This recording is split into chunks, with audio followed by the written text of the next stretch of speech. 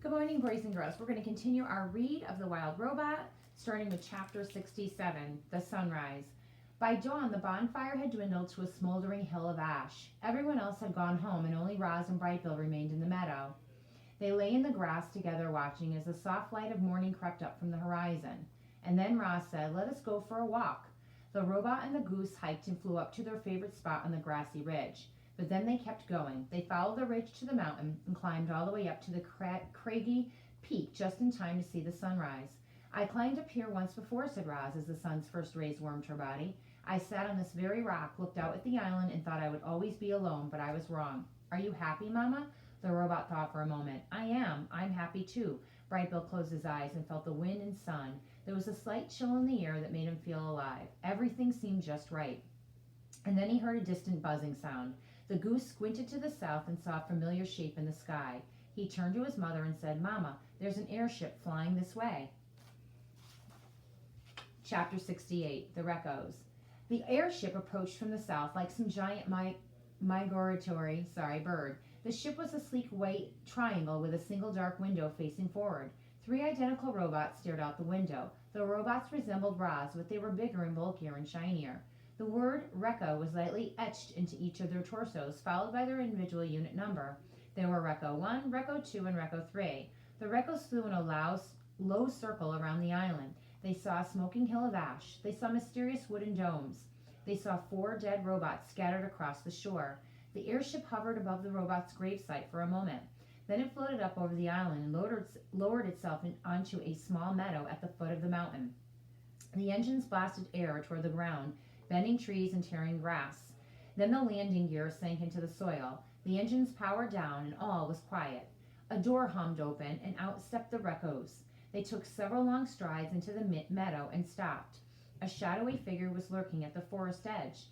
The Recos turned and faced it. They stood flush together like a sparkling wall. And then the shadowy figure began to move. Out from the trees walked some sort of 2-legged creature. It was dusty and dirty. Butterflies flitted around the flowers that sprouted from its body. One of its feet was made of wood, and then the creature spoke. "Hello, my name is Roz."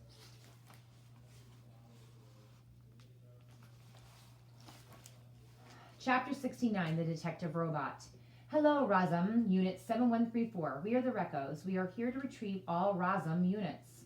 The cold, flat voice came from Reco 1. He and his partner stood absolutely still and kept their glowing eyes locked on their target.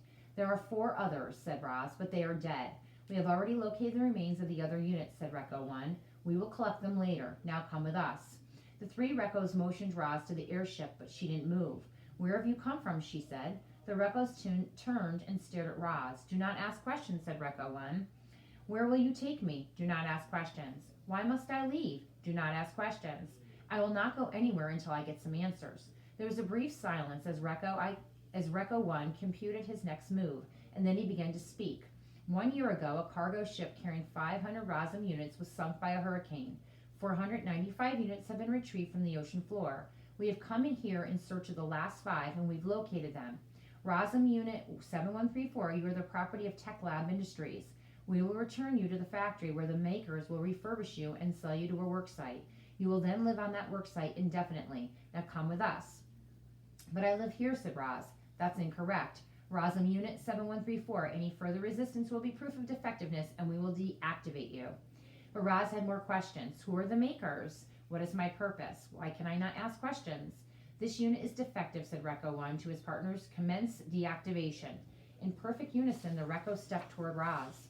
They raised their blocky hands, ready to restrain their target, ready to shut her down with the press of a button, but a loud squawk and streak of feathers cut them off. "Stay away from my mama!" Brightbill swooped into the meadow and started hopping around, ready to defend his mother.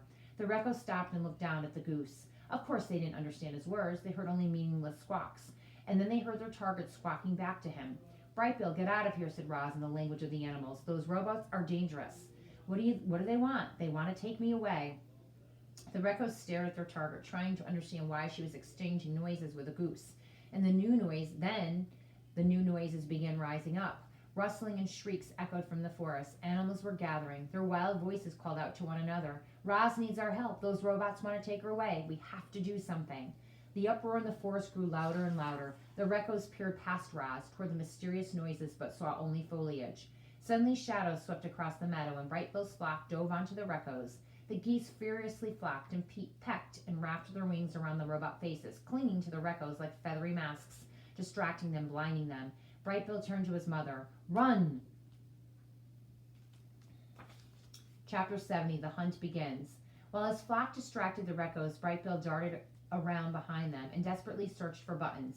He had once shot down his own mother with a click, and now he would do the same thing to the intruders. But he found no buttons on these robots, only smooth surfaces. Clearly, the Reccos were not designed to be shut down so easily.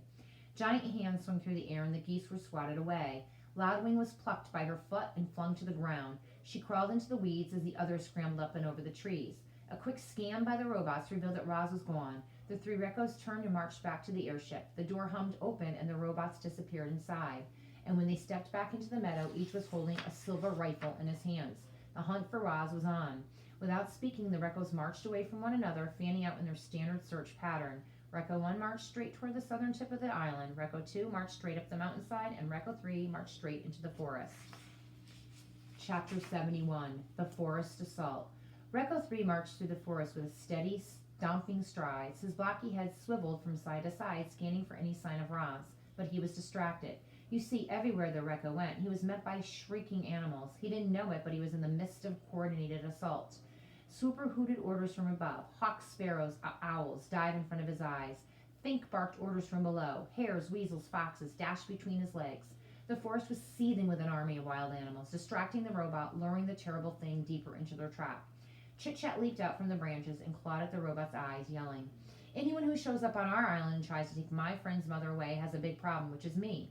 Then she leaped back into the branches. The robot pointed his rifle at the squirrel and pulled the trigger. A blazing beam of light shot through the forest and sent tree limbs crashing to the ground. It grazed poor Chit-Chat, singing the end of her tail. But she ignored the pain and scurried up to the safety of the canopy. With each stride, the ground grew a little softer and the robot sank a little deeper until he was up to his waist in thick, heavy muck. His churning legs slowed to a stop, and he stood there computing whether to move forward or backward. Recco 3 was now an easy target. "Begin the bombardment," ordered Swooper. The sky darkened as a swarm of birds descended from the treetops. They swooped past the robot and splattered his face with their droppings. Bird after bird swooped and splattered, and the Recco's eyes were instantly caked in filth. "Don't let up," screeched the owl. "Give it everything you've got." There seemed to be an endless stream of birds with an endless amount of droppings. Recco 3 let go of his weapon and wiped his filthy face with both hands. That was the moment the fuzzy bandits had been waiting for. They dashed out from the weeds, snatched the rifle with their nimble hands, and dragged it away. Tawny and Crown Point looked on from the underbrush. The buck lowered his head. The raccoons carefully placed the rifle upon his antlers. Then the deer and the raccoons slipped into the shadows. By the time Recco 3 realized his weapon was missing, it was too late. He let out a sad electronic tone, and then as the birds continued their bombardment, the robot turned and blindly trudged back through the muck. It was now time for the final stage of the plan. Broadfoot the bull moose emerged from the trees and stood directly in the path of the blinded robot. Recco 3 had no idea that his every step brought him closer to the mighty animal. When the robot was in range, Broadfoot turned and kicked back with his powerful hind legs. There was a sharp crack, and a dung sprayed from the Recco's head. The moose kicked again, crack, and the robot's head flopped to one side. A tear in his neck exposed a tangle of silver tubes. But Recco's 3 legs kept pumping, so Broadfoot kept kicking. He pounded the robot's head with his heavy hooves, denting and crushing it into an ugly shape, and with one final crack, the head broke loose, soared through the air, and squelched into the muck. The headless robot fizzled and smoked. His legs ground to a halt, and he never moved again.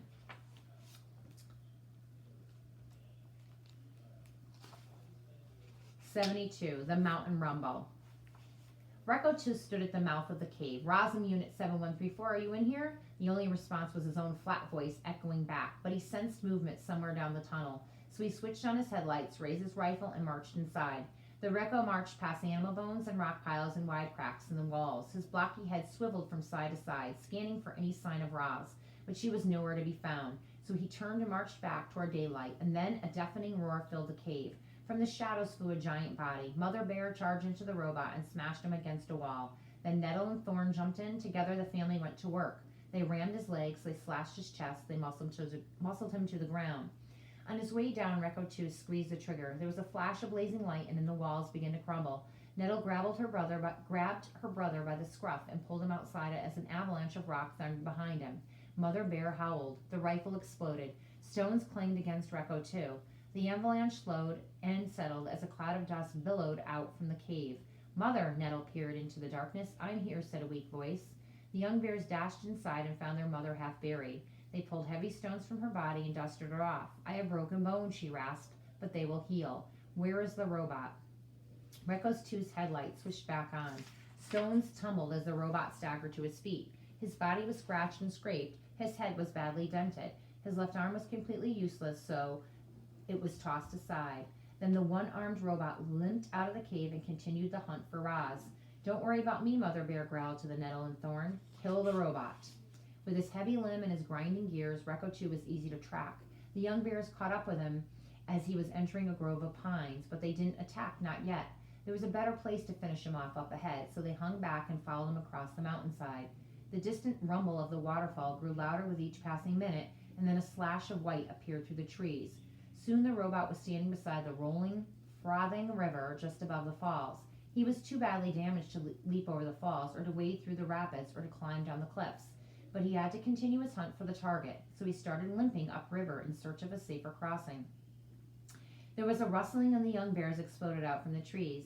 They threw their heavy shoulders against the robot's body, and he stumbled sideways onto the riverbank. Nettle reared up and wrestled the robot, twisting and shaking him with all of his strength. Recco too felt his feet slipping on the rocks. He felt his body tipping over, and then he plunged into the white water, and he brought Nettle with him.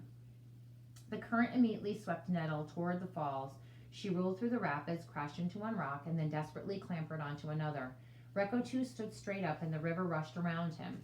He took a step, slipped, and disappeared beneath the water. Then he was up again. Thorn ran to help his sister, but she was pointing upriver and roaring, "Use the logs!" When the younger bear turned around, he saw what she meant. A jumble of broken logs were wedged between the rocks of the rapids, and a moment later Thorn was on top of them. With water sloshing over his back, he forced a paw between the logs and pried the top one loose. It splashed into the river and wound its way down through the rapids, only to roll harmlessly past the robot. Then it dropped out of sight. The bear tried again. He popped another log into the river, and this one spun just in time to ram its full weight into the robot's chest. Recco too went sailing backward and sank beneath the surface. When he reappeared, the river was full of heavy wooden torpedoes. One log pounded the robot's shoulder. Another slammed his face. More logs knocked him closer and closer to the falls. The current became too much for the injured robot, and it carried him away. He grasped for anything solid he could cling to, but the rocks were too slippery, so he settled for a fistful of fur. Nettle had been hanging on to one rock the whole time, but now that the robot was pulling her, she started losing her grip. She couldn't hang on much longer. Finally, she cried out, "I'm sorry, Thorn," and she let go. Nettle and Recco too surged toward the rumbling falls. The bear felt the robot release his grip. She watched him glide over the edge, then she closed her eyes and waited for the end to come. But it was not Nettle's time. Reader, what happened next is hard to believe. You'd see, the river didn't fall away beneath Nettle. It tightened around her. Hundreds of fish surrounded the bear. They pressed their faces into her fur. They thrashed their tails against the current, and they slowly pushed her away from the edge. Farther and farther they went, gradually moving upward river, until Nettle's brother pulled her from the water. The bears collapsed onto the riverbank, and when they looked down, they saw hundreds of fish looking back up. "Thank you," roared Nettle. "I'll never eat fish again." The fish smiled and sank into the rapids. "I thought you were dead," said Thorn, breathing hard.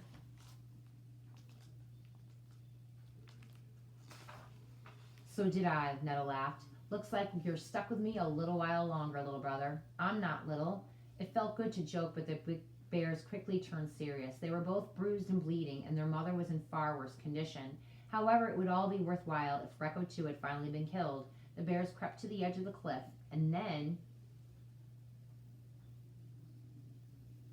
at the bottom of the waterfall, strewn across the wet rocks, was the shattered body of the dead robot. Chapter 73, The Chase. Recco 1 was standing in the great meadow. He stared up at the smoking hill of ash and then stood down at the stampede of footprints around it. There had been a large bonfire with hundreds of animals and one robot. But why? The Recco couldn't make sense of what he was seeing. After thoroughly exploring the site, he continued through the meadow and into the forest. It was around that time that he lost communication with Recco 3, then Recco 2, and he knew his partners had been destroyed. Recco 1 would have to hunt down the target by himself. The hunter marched on. His bocky head swiveled from side to side, scanning for any sign of Roz. He was soon gazing across the glassy surface of a beaver pond. On the far side, a thread of smoke drifted up from another of those wooden domes. With his powerful legs, the robot launched himself up through the air, soaring in a high, graceful arc over the pond and down to the other side. His heavy feet slammed into the ground, leaving deep craters in the garden by the dome. He hunched over and looked inside, fur and feathers and the dying coals of a fire, but the target wasn't in there. The Recco stood perfectly still and watched as a soft rain started dripping down through the tiers of the forest. Then he sensed it. Up in the canopy was something that didn't belong. Roz had been spotted. The hunter watched his target drop from branch to branch down to the forest floor. Then she bounded away through the thickly tangled underbrush without stirring a leaf, without snapping a twig, and vanished into the green. However, Recco 1 had other means of tracking her. He could sense her electronic signal. The signal was gliding around the edge of the pond, but it was fading fast. A few more seconds and he would lose it entirely. Recco 1 burst into a sprint. The forest seemed to sway and quake from his stomping strides, and a minute later the forest really did begin to move. Trees were toppling down onto the Recco. He fired his rifle, and the 2 toppling trees turned to ash. But then a third swung down through the smoke and hammered his body into the ground. Recco 1 shoved the tree aside, pulled himself up, and continued the hunt. He didn't notice the beavers diving back into the pond. Recco 1 tore through brambles and leaped over boulders, and suddenly the ground was caving beneath him. Down he fell into a deep pit, crashing against the bottom and twisting his leg. The robot violently pounded his leg and back into shape. Then he launched himself up and out of the pit. He didn't notice the groundhogs watching from their tunnels. The hunter faced one trap after another. He was pelted with flaming pine cones and tripped by taut vines and crunched by tumbling rocks. The hunter now limped and rattled and was covered in scars, but he kept going. Roz galloped back and forth across the island again and again as she tried to lose Recco 1. But no matter how fast she ran, or how well she hid, or how many animals helped, she couldn't escape the sound of the hunter's stomping footsteps. She had never run so hard or for so long, and while her mechanical body was holding up, her wooden foot was not. After hours of relentless pounding, it finally gave out. She was galloping through the rocky forest by the sea cliffs when her foot splintered apart. As soon as Recco 1 found the fresh wooden splinters, he knew his target was in trouble. He stomped out from the trees onto the cliff top and scanned the coastline below. Geese were flying down through the drizzle. Otters were wriggling over the rocks. Seaweed and driftwood and broken robot parts were scattered against the shore. But the hunter also sensed a faint electronic signal. Roz was shut down there somewhere. The hunter's blocky hand clamped onto the cliff top, and then it detached. The hand was connected to a strong cable that spooled out from the end of his arm. He gave the cable 2 quick tugs, and then he stepped off the ledge. Roz 1 zipped down the cliffside, one arm releasing cable, the other clutching his rifle, and he slowed to a gentle stop just as he reached the ground. Then, high above the robot's hand, unclamped and followed the cable all the way down until it snapped right back onto the end of his arm. Geese squawked and otters squeaked as Recco 1 marched through the robot gravesite. The place was littered with torsos, limbs, and heads.